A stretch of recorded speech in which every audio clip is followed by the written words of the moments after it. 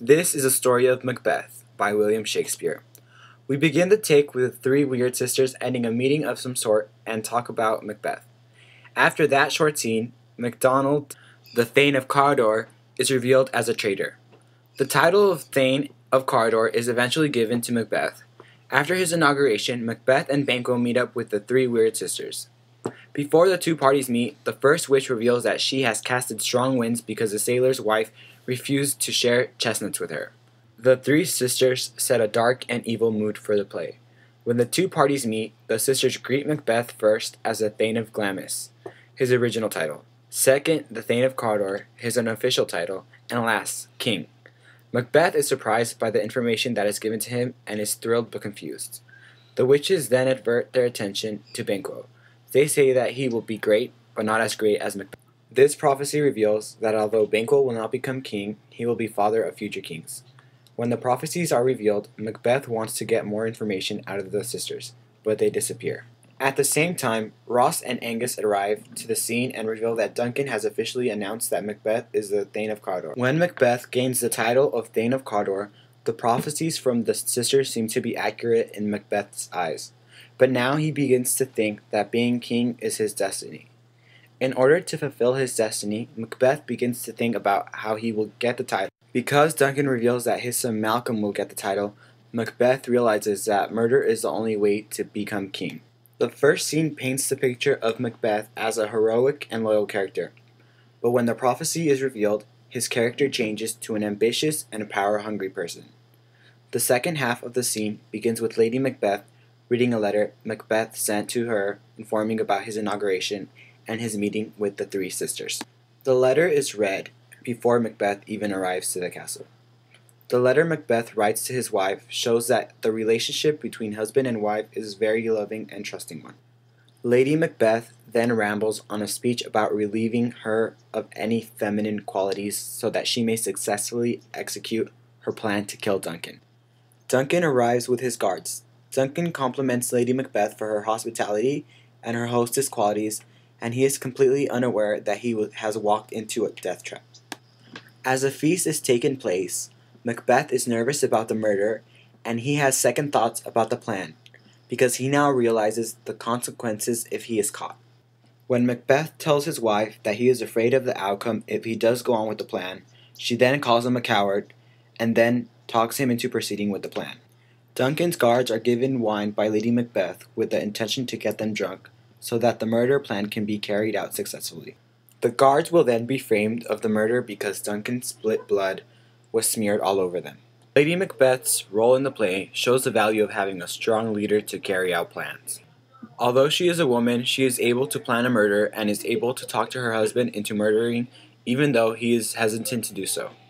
Banquo and his son Fleance then arrive at the castle. Fleance's appearance in the castle serves as a reminder that he is the potential heir to the throne and reminds Macbeth of the prophecy. Because it is late, Banquo is suspicious because Macbeth is still up. Banquo then asks Macbeth if he is still taking the prophecy or anything the sisters said into account. Macbeth says that he is not thinking about it at all and asks Banquo the same question. Banquo says that he is not thinking about his encounter with the sisters but wants to soon talk about what the sisters said. After Banquo leaves with his son, Macbeth has a vision of the dagger floating in the air. The floating dagger is the first sign of guilt and the demise of sanity in the play for Macbeth and his wife. Macbeth then comes to the conclusion that the vision was just a pigment of his imagination, then relapses back to his normal state of mind.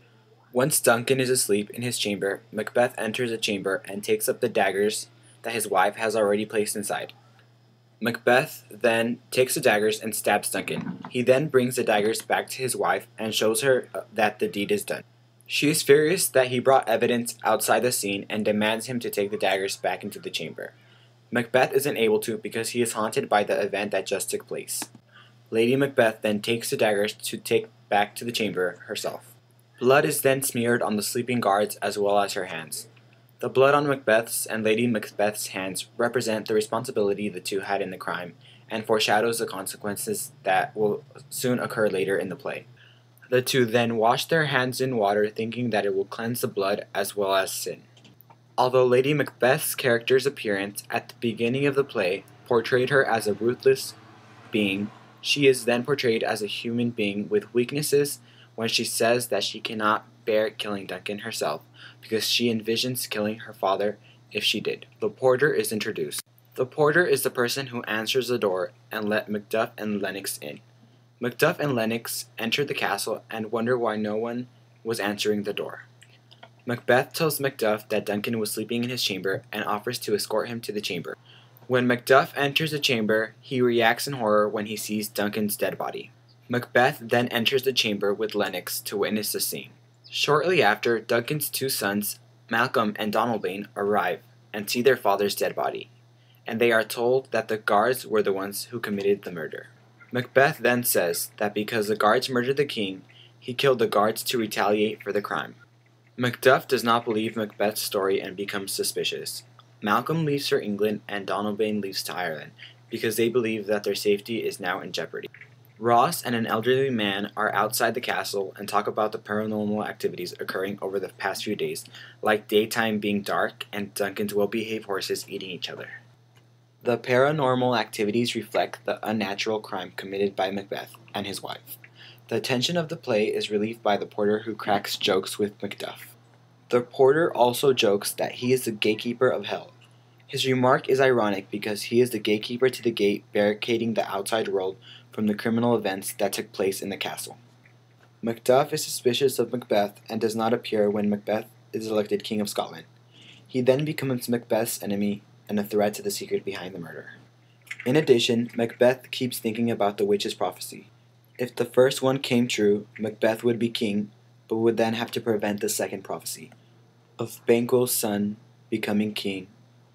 This stirs up a lot of hatred and confusion in the sense that Banquo is Macbeth's best friend, and he is confused about what to do in this situation.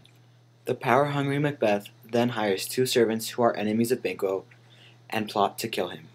While Macbeth bids farewell from his friends for good, the servants stake out Banquo and Fleance in this setup. Banquo's last act was to save Fleance. While Fleance gets away, Banquo was brutally murdered by the two men plus another stranger. Macbeth then accuses Fleance of murdering his father, yet his throne is not still secure. Returning to his guests, Macbeth sees Banquo's ghost, a manifestation of his guilt. Being horrified, Macbeth starts speaking to a ghost that is invisible to everyone else. Macbeth's sanity begins to sign of deterioration in this scene. In an attempt to protect Macbeth, as well as the secret of the murder, Lady Macbeth excuses her husband from being rude and that the guests should ignore his behavior. Although Lady Macbeth was presented as brutal and an ambitious character early in the play, this scene shows the true love and devotion Lady Macbeth has for her husband. Lady Macbeth talks with Macbeth and tells him to pull himself together. She even questions his manhood by calling him a coward, which is effective in making the ghost disappear. Later on that night, Macbeth hears that Macduff is fleeing from court behavior of treason. Once again, Macbeth decides to visit the witches to find out more about the future, and he is willing to do anything to protect his throne. Lennox and another lord now start to suspect Macbeth of tyranny. Macduff retreats to England with Malcolm in an attempt to gain help from King Edward. Macbeth hears news of this and prepares war. Macbeth visits the witches and gains new information. Macbeth asks for the truth about the prophecies and they summon the spirits and visions which give Macbeth a false sense of security. First, a floating head appears, warning him to stay away from Macduff.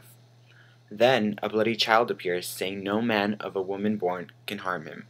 Macbeth learns of Macduff's treason and decides to take care of it by seizing Macduff's castle and killing his wife and children. At this point, Macbeth's sanity is completely tarnished. Malcolm has a plan of cutting down parts of the forest and carrying it to the castle to disguise their numbers. In Macbeth's castle, he is confident that he will win this battle, but when he hears a woman's cry, he finds that his wife is dead. Although Macbeth has lost all sanity and can no longer feel anything, the death of his wife stirs him and he wishes that she was still alive. A messenger then rushes in to tell him that the woods of Burnham are advancing to Dunsinane. This fulfills one of the prophecies. Macbeth, although shaken up, decides to continue fighting to the death. The war commences and Macbeth strikes confidently. Macbeth and Macduff finally find each other, but Macbeth is still confident that he will be safe. He tells Macduff that no man born of woman can harm him, but he then finds that Macduff was ultimately ripped from the womb, and it strikes fear in Macbeth. but he will not surrender. Malcolm and Tyward capture the castle, and Macduff rushes in with Macbeth's head, and ultimately saves Scotland from Macbeth's corruption, and Malcolm is crowned king. The end.